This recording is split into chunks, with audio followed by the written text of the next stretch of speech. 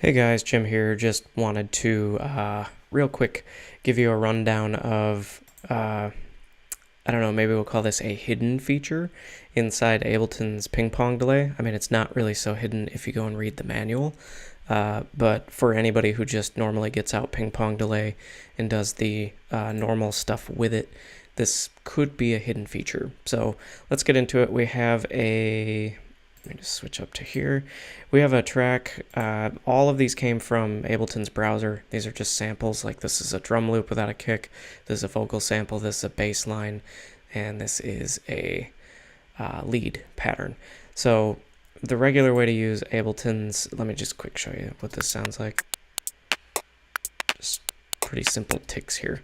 Now, normally when you get out ping pong delay, you're going to be setting your filter settings. You're going to have your feedback, your dry wet, and then you can have this on either sync, which is going to give you note values based on whatever the session BPM is, or you can go to time and select the time in milliseconds. And then you can set your dry wet. So basically, like anytime we're going to use this, it's going to be, people modulate it from time to time, but typically what people do is they just set a static value.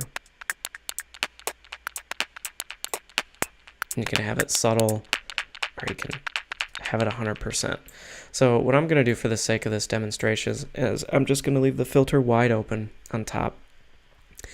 And what we're going to do to access the quote-unquote hidden feature of this plugin is we're just going to go up to this header bar right here and right-click.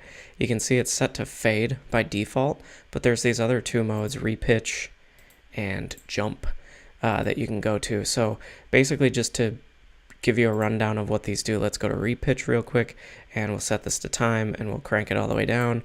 We'll go dry wet just so we're hearing 100% of the effect, and we'll bump this feedback up to about 75%. Now let's listen to this as we modulate the time value.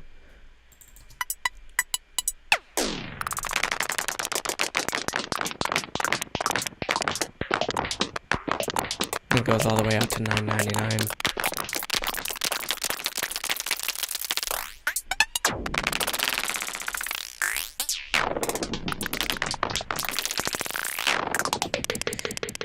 And you can see as you modulate it back and forth very quickly, you can get some other results because the whole thing delays. So let's check out jump real quick and see what that sounds like with these little simple percussion groove.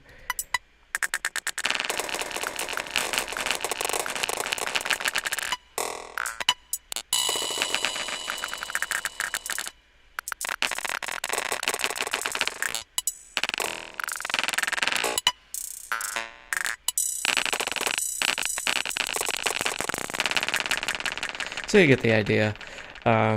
Just kind of a cool trick, cool hidden feature to this plugin.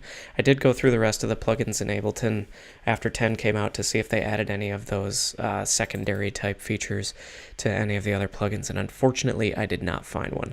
But if I missed something and you find one, be sure to let me know either in the comments. Actually, that'd be the best way to do it. That way everybody can see it.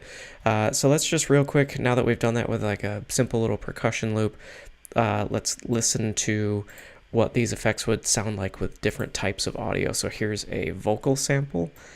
Let's go there, and let's start with repitch. The mind is time. The mind is space. The mind is time. The mind is space. So you can see, you could get into some fun stuff there. And again, you know, if you want to do the trick where you create an audio track underneath this and take the output of this track into it, record arm it, and just record down all of your pass-throughs that you do on here, you can get some really cool ways to like edit and chop and reverse and stretch things, and then add it to whatever your dry vocal is going to be, or whatever element you have in your track, really. And you can, it's just a really quick way to, in not a lot of time, get some very, very cool results that you can edit into the final product. So let's go to jump on this vocal and see what that sounds like. The mind is time. The mind is space. A whole bunch of bass rush. My mind is the mind is time. The mind is space. Yep, real quick glitches there. I have a feeling baseline is not going to be so cool with this, unless maybe you crank the filter up a little bit, because I have a feeling you'd just be getting a lot of pops here. So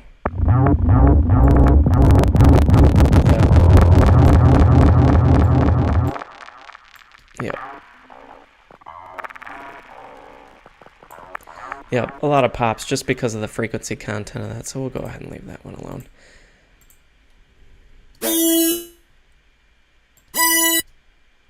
Let's see, we're on repitch here.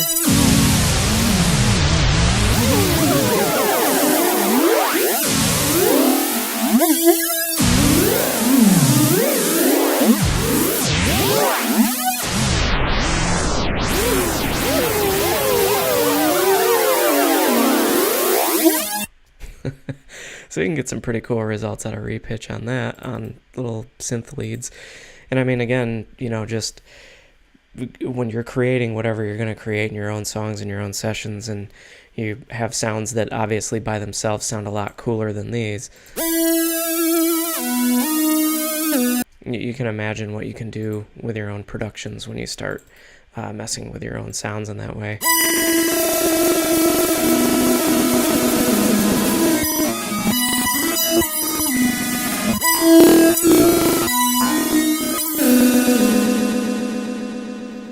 Yep, absolutely. So, cool couple of settings in here that you can actually play with, and most people that I've talked to are not aware that those things exist in Ping Pong Delay. So, I hope this was helpful. I hope you got some creative ideas out of it, and I hope you can apply those to your own sessions.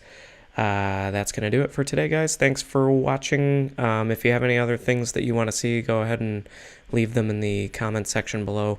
And as I see ideas for future tutorials, or if there's something that I go over in a tutorial and you want to hear that explained in a little more detail, feel free to leave that in the comments, and I will make a future video out of it. Thanks, guys. Have a good one.